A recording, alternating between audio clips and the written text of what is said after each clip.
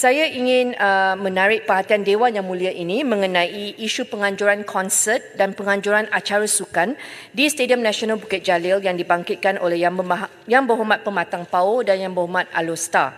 Tidak dinafikan bahawa penganjuran konsert akan memberi pulangan ekonomi yang lebih tinggi berbanding penganjuran acara sukan.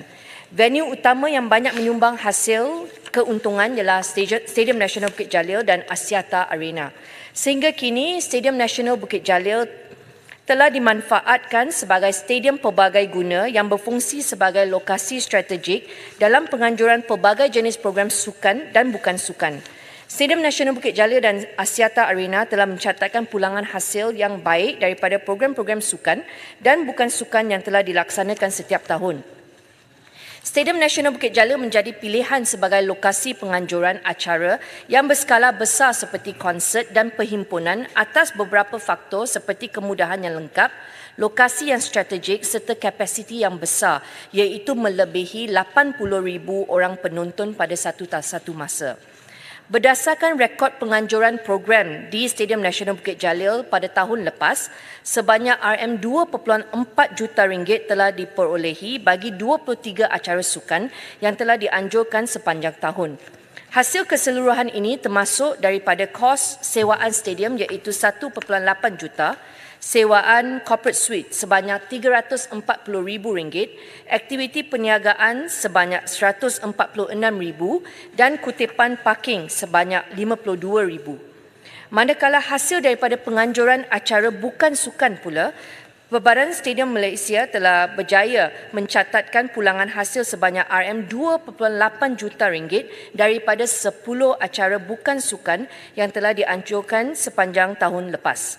Pulangan hasil ini merangkumi sewaan stadium sebanyak 1.6 juta, komisen tiket sebanyak RM686,000, sewaan corporate suite sebanyak RM311,000, aktiviti perniagaan sebanyak RM101,000 dan kutipan parkir sebanyak RM71,000.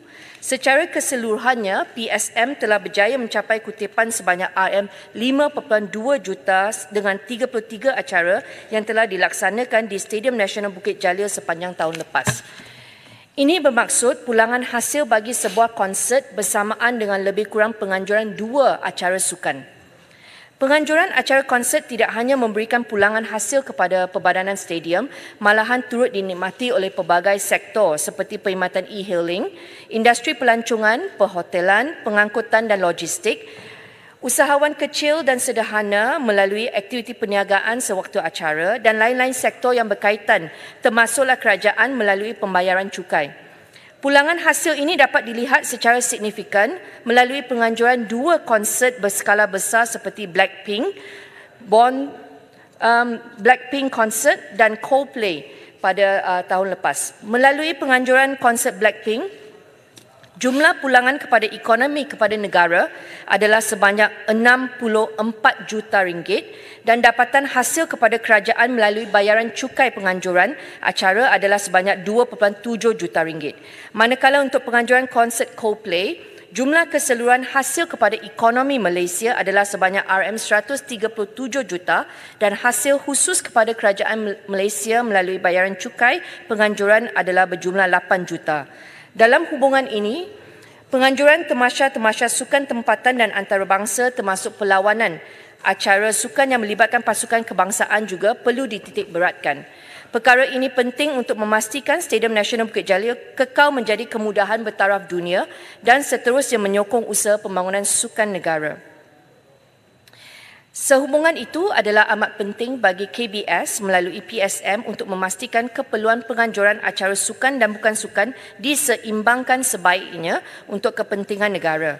Bagi tujuan ini, Perbadanan Stadium akan terus melaksanakan pelbagai langkah penambahbaikan kemudahan dengan memastikan kelengkapan yang sewajarnya disediakan.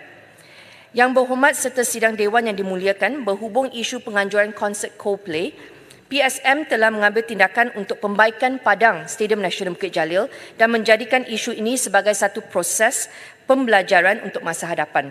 Justru PSM telah melibatkan khidmat pakar daripada pihak Lebo Sport Australia yang merupakan sebuah firma perunding yang pakar dalam bidang pemukaan padang. Tenaga pakar ini akan membantu Perbadanan Stadium mengenal pasti risiko dan merangka plan mitigasi yang sesuai bagi memastikan padang Stadium Nasional Bukit Jalil berada pada tahap yang menepati standard antarabangsa menjelang perlawanan menentang Oman pada 26 Mac nanti. Kos pemulihan selalu akan dibayar oleh penganjur konsert tertakluk kepada kerja-kerja yang berkaitan dan bukan ditanggung oleh PSM.